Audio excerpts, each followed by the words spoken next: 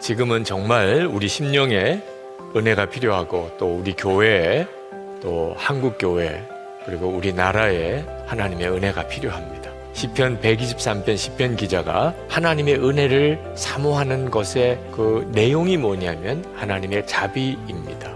우리에게 있어서 얼마나 자비가 필요한지를 깨닫는 것이 은혜 생활의 시작입니다.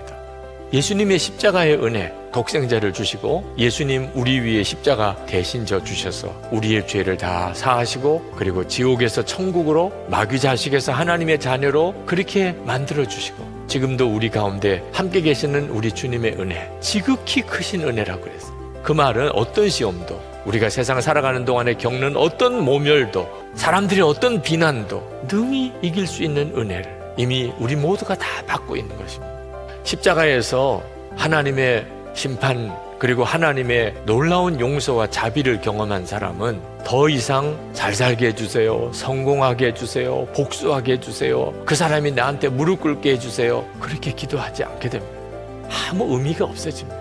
나를 향한 주님의 사랑을 그 자비하심을 내가 누리고 있는 동안에는 다른 사람이 불쌍할 뿐입니다. 나를 빈정거리고 몰시하고 조롱하는 사람들, 아직도 믿음이 없어서 하나님을 알지 못해서 그렇게 하는 그들이 안타까울 뿐이죠.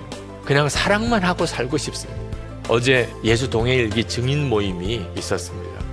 예수 동행일기를 쓰면서 내가 어떻게 변화되었는가에 대한 간증과 함께 그런 가족을 보면서 정말 변화된 모습을 보면서 증언하는 시간들이 있었습니다. 초등학교 6학년 여자아이가 예수 동행일기를 쓰는 엄마를 보고 그 증언하는 내용이 참 귀했는데 제가 보기에 엄마는 예수 동행일기를 쓰면서 많이 변하셨습니다. 예수 동행일기를 쓰면서 우리 엄마는 이제는 화를 많이 안 내십니다. 학교 가기 전에는 예수님을 더욱 바라보라 말하며 기도도 해주십니다. 정말 많이 달라지셨습니다.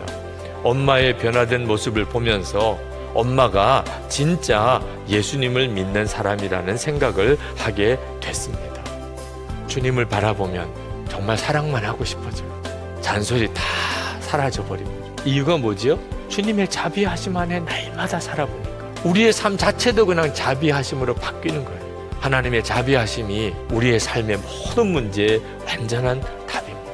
우리가 하나님의 뜻대로 세상에 살아보려고 하면 멸시, 천대, 조롱, 핍박 각오해야 합니다. 한동안 세상에 완전히 바보 같은 취급을 받고 어리석은 자처럼 무능한 자처럼 그렇게 평가받을 때도 있습니다. 근데 여러분 걱정하지 마시기 바랍니다. 그 어떤 상황에서도 넉넉히 이길 수 있는 힘, 그 하나님의 자비하심이 이미 주의 십자가 안에 이미 우리 안에 계신 주님으로 인하여 우리에게 풍성합니다. 지극히 풍성합니다. 그러므로 우리가 어떤 상황이든지 하나님의 자비하심을 나에게 주옵소서 기도해야 합니다. 십자가의 주 예수님, 그분이 나와 함께 계신 것은 하나님과의 관계가 언제나 끊어지지 않고 있다는 확실한 증거예요. 이 믿음이 분명하면 어떤 시험도 이깁니다. 그리고 어떤 상황에서도 감사가 터집니다. 그리고 사랑만 하며 살게 됩니다. 그리고 하나님께서 우리를 통하여 엄청난 영광을 받으시게 됩니다. 하나님의 살아계심의 증인이 되는 것이죠. 오늘도 우리가 하나님 앞에 구할 것은 하나님 나에게 자비를 베풀어 주십시오. 그 기도뿐입니다.